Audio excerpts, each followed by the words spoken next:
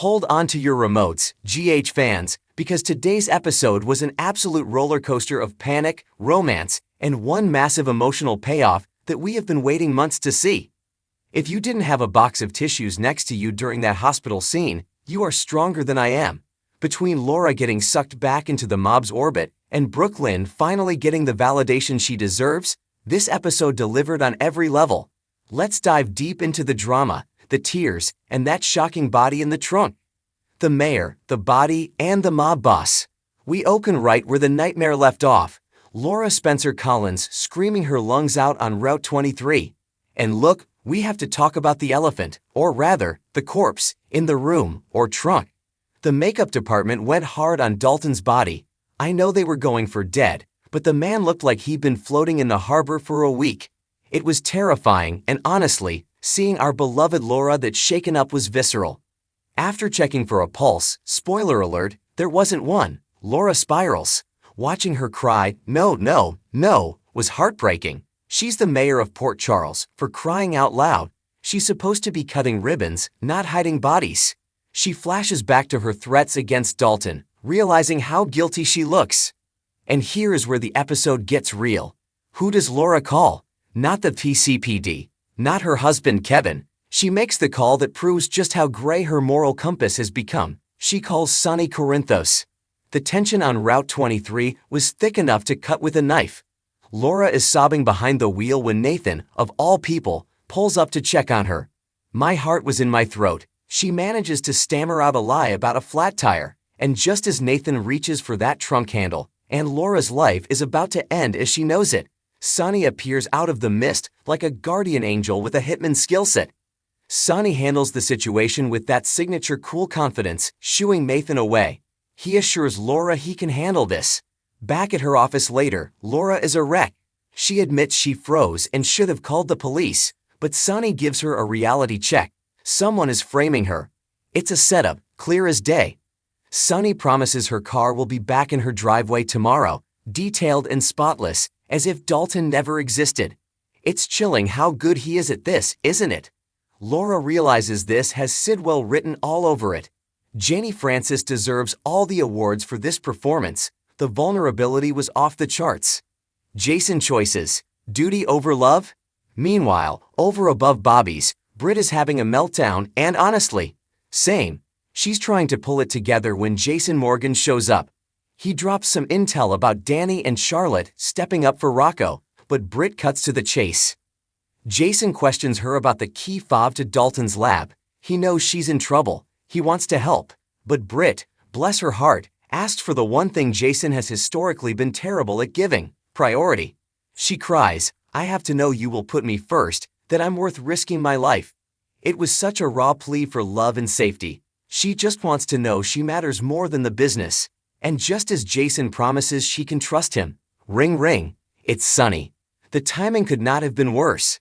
Sonny needs him to move Dalton's body, obviously. Jason looks at Britt, says a quiet sorry, and leaves. He leaves her there. He drives off to fix Laura's tire and dispose of the evidence, leaving Britt to cry herself to sleep. It's the classic Jason Morgan tragedy. He's the hero to everyone except the woman who needs him most. Country roads and new romances. Let's cleanse our palate with something a little sweeter and spicier. Over at the Brown Dog, things are heating up between Cody and Molly. Christina is there too, but she quickly makes an exit to chat with Jacinda.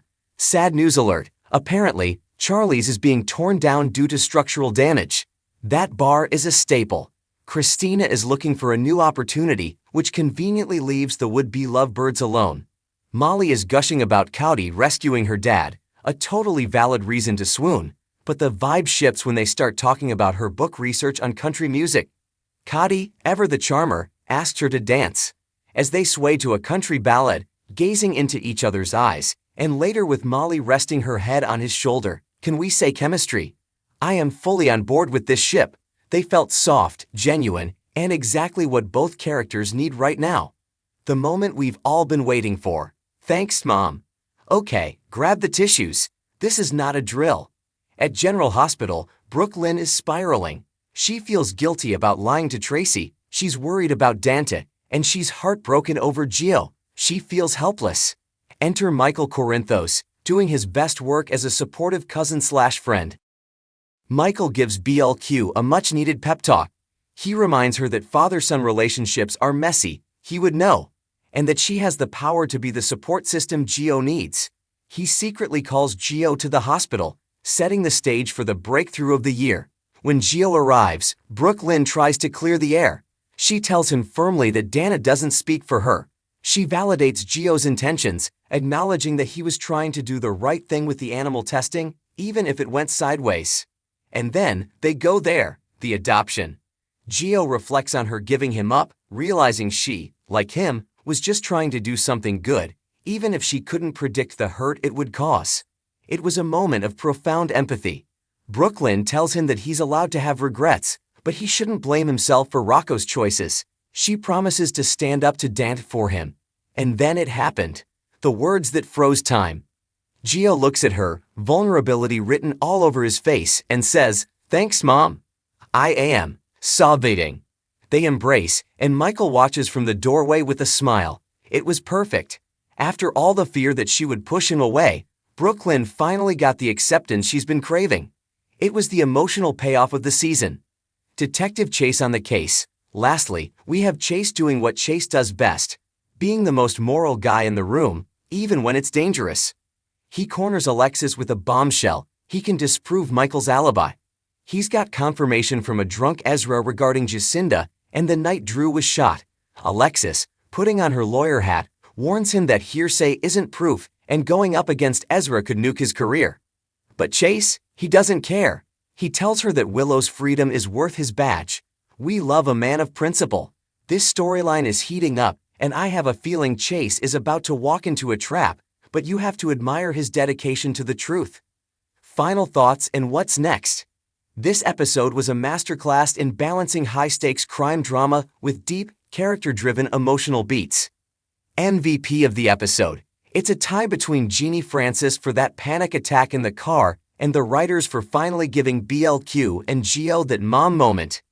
Biggest heartbreak, Britt alone in her room.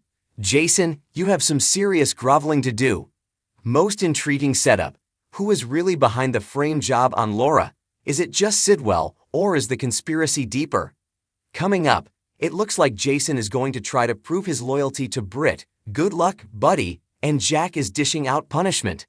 What did you guys think? Did Gio calling Brooklyn mom make you cry as much as I did?